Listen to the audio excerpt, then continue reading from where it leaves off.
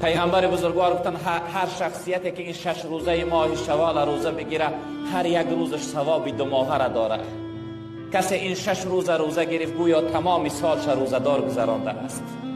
6 روز روزه گرفتن ثواب 1 ساله روزه گیری را داره.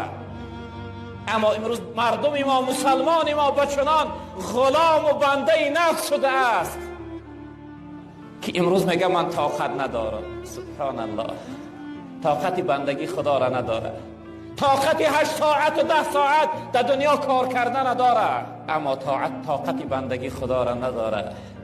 کشی چون گاو هر دم بار دنیا، شوی در طاعت مولا کسلها.